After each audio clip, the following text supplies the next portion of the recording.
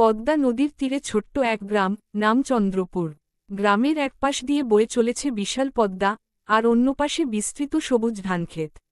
গ্রামের মানুষগুলোর জীবন চলে প্রকৃতির ছন্দে, সকালবেলা কাক ডাকার সঙ্গে সঙ্গে শুরু হয় তাদের দিন, আর সূর্য ডোবার সঙ্গে সঙ্গে মিশে যায় রাতের নির্বতায়। এই গ্রামে বাস করতেন একজন প্রৌঢ় কৃষক, নাম রঘু চাচা।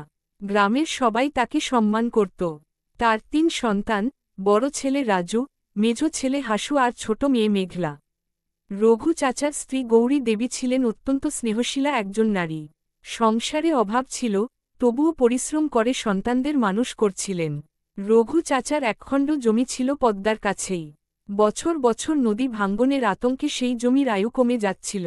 তবুও তিনি হাল ছাড়েননি, চাষ করে কোনো মতে সংসার চালান। একদিন ভোরে রঘু চাচা জমিতে কাজ করতে গিয়ে দেখেন, পদ্মা নদী আবার একটু একটু করে গিলে নিচ্ছে তার জমির অংশ। হায়, এই মাটি তো তার জীবন। তিনি চুপচাপ দাঁড়িয়ে থাকেন, নীরব কান্না চোখে।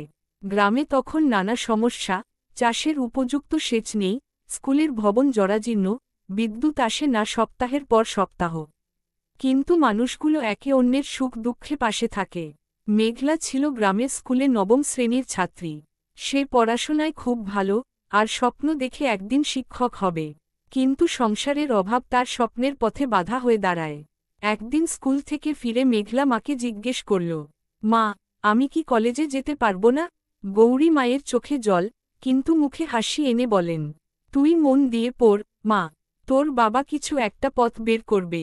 এদিকে রাজু শহরে মজুরির কাজ করে, প্রতি মাসে সামান্য কিছু টাকা পাঠায়। হাসু বাবার সঙ্গে মাঠে কাজ করে, সে পরিশ্রমে বিশ্বাসী। কিন্তু কৃষিকাজে আজকাল লাভ নেই, খরচের তুলনায় ফসলের দাম কম। এরই মাঝে গ্রামের পাশে একটি ছোট রাস্তা তৈরি শুরু হয়।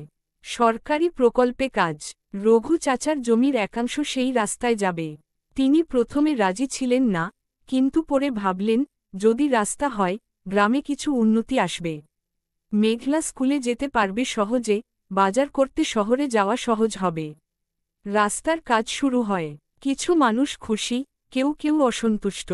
কিন্তু রঘু চাচা বললেন, একটু নিজের ক্ষতি মেনে নিলে যদি গ্রামের উন্নতি হয়, তাহলে সেটা মন্দ না। রাস্তা তৈরির কয়েক মাস পর গ্রামে একটু একটু করে পরিবর্তন আসে। শহরের সঙ্গে যোগাযোগ সহজ হয়, স্কুলে নতুন শিক্ষক আসেন, বাজারে ট্রাক আসে সবজি কিনতে। মেঘলার পরীক্ষার ফল বের হয়, সে প্রথম হয় সারা ইউনিয়নে। গ্রামের মানুষজন খুশি, সবাই মিলে ঠিক করে, মেঘলার কলেজে ভর্তি খরচ গ্রামের সবাই মিলে দেবে। মেঘলার চোখ ভরে আসে আনন্দে। একদিন সন্ধ্যায় মেঘলা বাবার পাশে বসে বলল, বাবা, তুমি যদি জমিটা রাস্তার জন্য না দিতে, তাহলে আমার কলেজ যাওয়ার স্বপ্ন কেবলই স্বপ্নই থাকত। রঘু চাচা মুচকি হেসে বলেন, মাটি যদি মানুষের উপকারে না আসে, তবে সে মাটির কি দাম? তোরা মানুষ হলেই আমার জমি সার্থক হবে। বছর কয়েক কেটে যায়। মেঘলা এখন কলেজ শেষ করে গ্রামের স্কুলেই শিক্ষকতা করে। সে নিজে একটা ছোট্ট পাঠাগার তৈরি করেছে স্কুলের পাশে।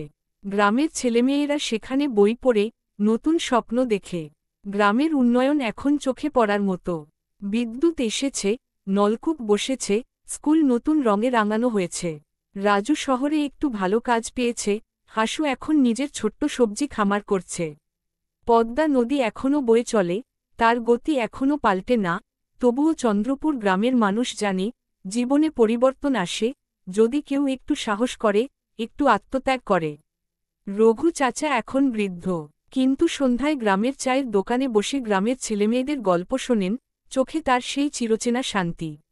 পদ্মাপাড়ে দাঁড়িয়ে তিনি বলেন, এই নদী যেমন বহমান, জীবনও তেমন। ভালোবাসা আর আত্মত্যাগ থাকলে কোনো স্বপ্নই দূর নয়।